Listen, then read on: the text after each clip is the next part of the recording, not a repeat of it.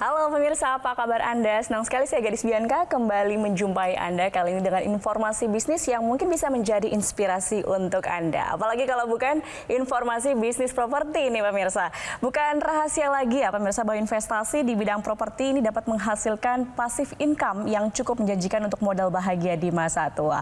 Apalagi memiliki investasi saat ini menjadi hal yang sangat penting untuk kita miliki karena saat ini kondisi perekonomian kan masih tidak mudah untuk diprediksi ya. Nah, walaupun pilihan investasi saat ini semakin banyak pemirsa, tetapi investasi di bidang properti ini masih menjadi daya tarik yang banyak digemari dan menjanjikan.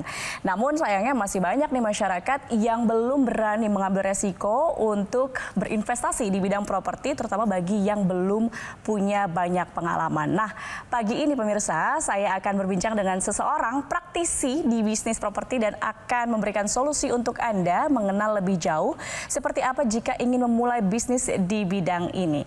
Dan langsung saja sudah hadir bersama saya, CEO Easy Property, Bapak Riko Tampenama. Selamat pagi, Bapak. Selamat pagi, Mbak. Apa kabar, Pak Riko? Mantap dong, baik, sehat selalu. Pak Riko, tadi saya sudah sampaikan ya, mungkin banyak masyarakat yang ingin berbisnis di bidang properti, tapi masih banyak keraguan. Nah, biasanya berdasarkan pengalaman Anda, apa sih kendala-kendala yang dihadapi masyarakat untuk bisa berbisnis di bidang properti? Ya, kalau di properti itu yang pasti nomor satu adalah knowledge, pengetahuan dulu. Jadi orang kan nggak, ini bisnis yang bukan ikut-ikutan gitu. Satu orang berbisnis, oh ya enak ya bisnis properti, terus bisa segampang itu langsung masuk. Nah, kalau di properti itu kita harus ketahui dulu bagaimana cara masuk ke dalam sektor properti dan duitnya itu dari mana sih kalau properti gitu kan. Nah, penghasilan dari sektor properti itu ada dua sebenarnya. Yang pertama adalah dari capital gain. Capital gain itu dari kenaikan harga properti tersebut. Contoh, misalnya kita beli rumah, terus kemudian tahun depan harganya naik karena banyak faktor yang membuat harga properti itu naik. Kemudian harga naik, ketika dijual, selisih dari harga jual dan harga beli itu disebut dengan capital gain. Nah, yang kedua sebenarnya ini esensi dari bisnis properti adalah kalau kita bisa punya cash flow dari sektor properti. Maksudnya cash flow itu apa? Jadi propertinya itu yang dijadikan mesin untuk mencari uang untuk Anda. Jadi propertinya tetap milik Anda, kemudian properti tersebut yang menghasilkan uang untuk Anda. Caranya gimana? Properti yang disewa-sewakan. Ada beberapa jenis properti atau cara untuk menyewakan properti. Salah satunya misalkan rumah dikontrakin, buat kos-kosan, apartemen disewain, ruko disewain, dan lain sebagainya, macam-macam. Nah, ini yang disebut dengan cash flow. Nah, kita tuh harusnya fokus ke situ. Yang dimana propertinya tetap dapat capital gain, didiamkan saja. Selain itu, properti tersebut juga menghasilkan uang setiap tahun, bagaimana Anda menyewakannya, setiap bulan atau setiap minggu atau bahkan sewa secara harian. Nah, itu yang pertama mengenai pengetahuan. Yang kedua, ketika sudah masuk ke dalam sektor properti, kita harus tahu dulu yang syarat nomor satu di properti itu. Orang udah banyak yang mengenal istilah 5L lah, lokasi, dan lokasi. Jadi kita harus tahu lokasi mana yang memang mau kita jadikan sebagai income dari properti yang kita mau ambil, seperti itu. Nah, harus diperhatikan bahwa lokasi tersebut harus bisa memberikan efek atau memberikan dampak yang dimana ramai, kemudian banyak mobilisasi masyarakat sehingga trafficnya itu tinggi dan bisnis yang kita jadikan sewa menyewa tersebut itu juga tinggi. Nah,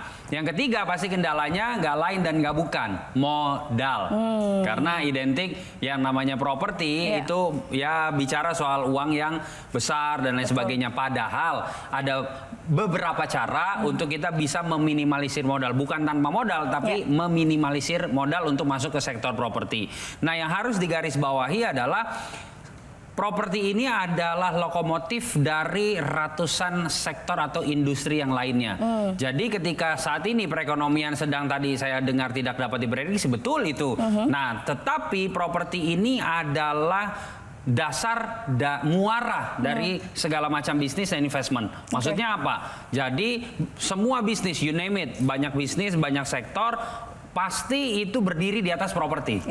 Kantor pun properti, betul ya, dan lain sebagainya. Jadi ini adalah salah satu hal yang harus kita perhatikan bahwa semua orang masuk ke properti. Nah, tinggal kapan masuknya dan kapan mau belajarnya.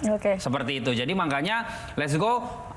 Masyarakat bisa masuk ke dalam sektor properti tentunya dengan cara yang mencari bagaimana meminimalisir modal, kemudian yang kedua knowledge-nya udah harus tahu tujuannya dia main properti itu apa sih, bukan cuma ikut-ikutan tapi pengen gue pengen dapat income. Nah, income-nya dari mana? Capital gain atau cash flow? Nah, saran saya fokuslah ke cash flow. Oke, jadi yang paling utama tuh harus knowledgeable dulu ya, harus tahu dulu tujuannya apa. Betul. Terus tadi soal lokasi juga harus dipertimbangkan dan memang properti ini menjadi basic investasi yang paling diminati gitu karena dasar dari semua bidang, di semua sektor gitu ya. Hampir semua. Betul. Nah, tadi bicara lokasi nih. Sekarang kalau kita lihat targetnya atau marketnya, pasarnya tuh di mana sih yang bisa menumbuhkan ekonomi kita? Jadi kalau kita fokus ke cash flow, nah cash flow itu yang tadi yang saya sebutkan bisa bangun kos-kosan, hotel dan lain sebagainya. Nah kalau bisa hotel karena pendapatannya kan tuh harian. Betul. Cuman kan modalnya besar gitu kan. Nah cuman satu yang harus Anda ketahui bahwa ketika Anda masuk ke dalam bisnis properti dan ingin mendapatkan cash flow, Anda harus mencari lokasi yang mobilisasinya tuh tinggi gitu.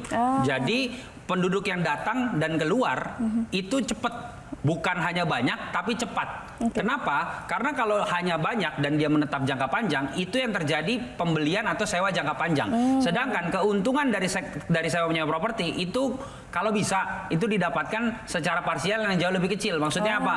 Tahunan bagus, bulanan lebih bagus, harian jauh lebih bagus. Jadi yang bisa harian, tidak semua lokasi bisa harian. Makanya subsektor dalam sektor properti yang bisa dapat cash flow itu sektor pariwisata, nggak lain dan nggak bukan. Jantung pariwisata Indonesia, Bali. Nah, cuman kan kendalanya balik lagi nih nomor 3, modal. Nah, cuman ada sebuah solusi di mana masyarakat Indonesia bisa punya bisnis properti di Bali dengan cara yang mudah, murah, modalnya terjangkau berarti dan aman karena proyeknya sudah jalan, yaitu Easy Property. Easy Property. Apa tuh? Tapi kita tahan dulu. Siap. Pak Riko, jawabannya usai jeda. Kita akan bahas pemirsa usai jeda, tetap bersama kami di Metro TV.